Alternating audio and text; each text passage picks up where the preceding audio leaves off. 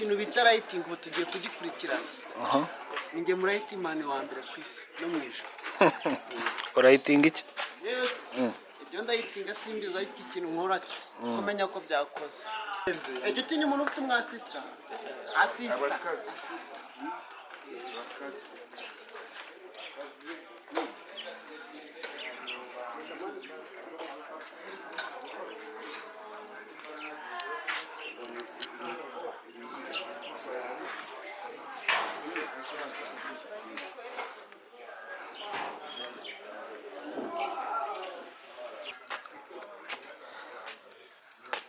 Waje kwibeta.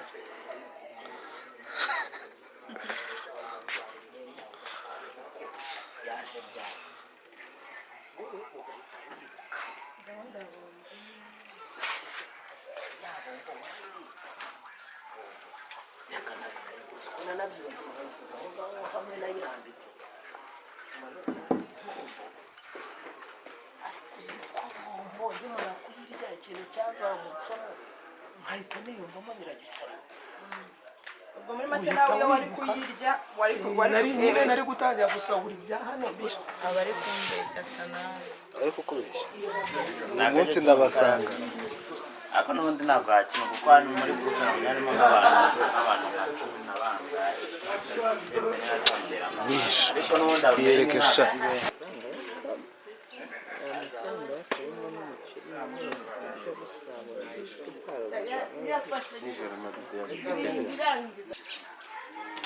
Simon. Meze bite? Meze bite? zisha manane musa nawe ufite mu mutwe mu gitondo Wewe nta mutwe ufite. Ndashaka abantu atarimo mu mutwe. vugisha jari kerema kirimbuzi niwe utatumvisa Byari bimeze bite? Zaba. Biracamo. Nararonje. Ibintu ni fresh.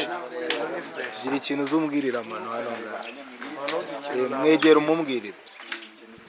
manoti ikintu nakubwira nakakubwira ko ibintu bidashoboka kandi ufite amaboko n'ubwenge igerageza kubikore noneho kwagura n'imbogamizi zizajya zikwigisha ko uzakosora icyo kintu kuraje musaza Kabuhano Emmanuel. Yani impanuro. Impanuro za kirimbuzi. Ni impanuro ndani. Kanasi. Yola. Man. Ona Simona byutse hasi. Mungu wenye kubisa ni wabishi. Yola. Akosha kamera kubyutse wica.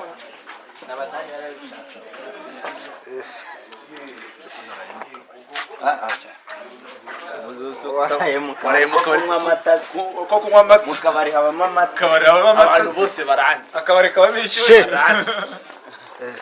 Akabari k'inshyushyu abantu bose baranzi. kurara mu mushyushyu ariko wasaba ko washyizeho ukanyogosha wa mugani wa Kirimo. Kumukwe wawe bari kugucika. Umukwe wawe bari kugucika. abanyumvisha ukuntu ngo anywa amata niba zanza muri famu yose Nose ni muzamukwa cyangwa ni uzabakwa? Udata bukwe wawe. ubundi nuko umuco wacitse umwana ashobora kuma inkimwe nkamuha ifamu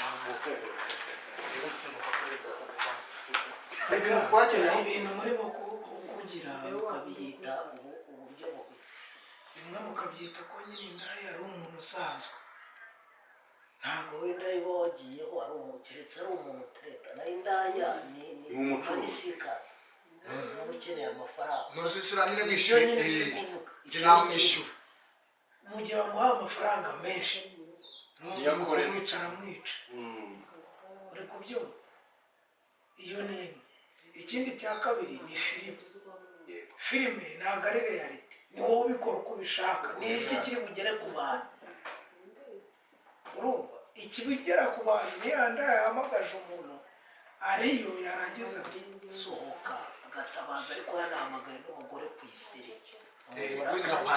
kuko yo ni kashi ishaka umugore we barayishyuye byararangiye ahubwo ako muri kuvuga kabaye nk'ako twakinye radiophonique icyo ni nanjye wayikina icyo gihe ngewe nateretaga umugore ngo wanduye wapfakaye noneho ufite n'uwanjye mu rugo wa undi wanduye aragenda abwira uwanjye atumva uko byagenze napfuye bigenze umugabo yapfuye bigenze gutya rero ntabwo nshaka kwanduza umugabo wawe kandi amereye nabi none ndagira ngo muguce urumva yaragiriye umugore wawe ndangije ndatereta ndanishyura arangije arati njye nagiye ku kazi ahubwo wowe ngwino ngo urufunguzo ujye iwanjye ukingure ndaza mpagusanga ndaza nkingura inzu usha nawe umugore wanjye yagiye ari mu cyumba ngo ngiye gutegereza wa undi twavuganye ngezeyo nkinguye nsanga umugore wanjye niwe uryamye mu cyumba cya wawe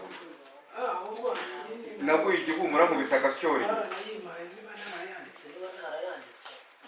nyine wowe ukaba wagiye no gusambana ariko umuntu nyine nibyo twavugaga by'indaya ko indaya yo ni amafaranga iba yikeneye iyo wayise indaya ni amafaranga iba yikeneye bitandukanye no kuba ari umuntu mukunda nakuzanye w'ubushurashuzi noneho umugabo we nk'ubu ngiye bakaba bazi ngo ufite amafaranga menshi urumva nahembwe barabizi nyine mvuye guhembwa ni menshi ndayafite ari mu kabaga noneho nsanzwe nyura kuri iyo ndaya mbere yuko ngera hehe iwanjye uri kubibona noneho iyo igahita itereta nka boringo ababwira iti Garasiya afite amafaranga menshi kandi yaje ahera hano kandi azi yuko ndi indaya yibana muri geto wowe uba uri hafi tu narangiza ibyo arangiza uhite winjira umuntu ugire mu nzu mubaze ukuntu akoze umugore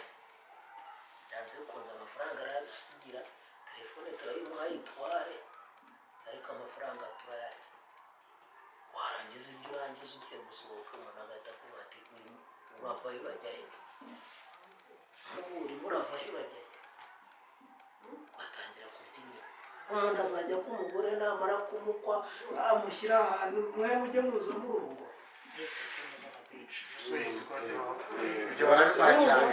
amafaranga yose ugahita uyahembwa ukabasaba uti basi mwambaye icyaka batishyira hariya shyira hariya ahubwo noneho reba ko uwo muntu ashobora kuba ari mu gukora uburaya kubera ko umugabo wenda hari ahandi yagiye wenda nko muri misiyo ntagaruka ariko umugore afite ubwo buryo bwo gushaka amafaranga akiyambaza nk'umutipe nawe wundi usanzwe umurya cyangwa umubabuzi wenda ku kabari ajya ajyamo noneho mu gihe bakiri muri ibyo ngibyo bamupfukamisha umugabo bari kumusaka amafaranga yose ashoboka umugabo we bwite ntakabara akagira noneho wowe ukajya kwisobanura ku mugabo we bwite uri kuvuga iyo gahunda ukuntu maranye igihe n'umugore ukuntu noneho waje ugasanga yararongowe yarashyingiwe ariko we yakubwiye ko nta mugabo agira ate agira noneho na wa wundi wari waje nka bawusa niba barimo kumubaza bati ugiramo umugore ntande kuva ryari ibiki binuka musa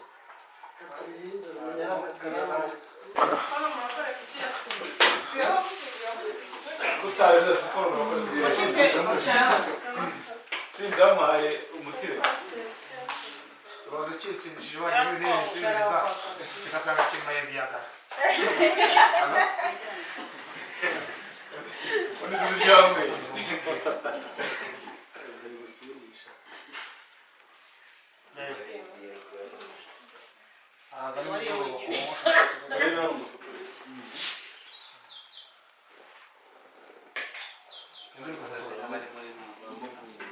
ntabwo yakorera abantu mbere episode kabisa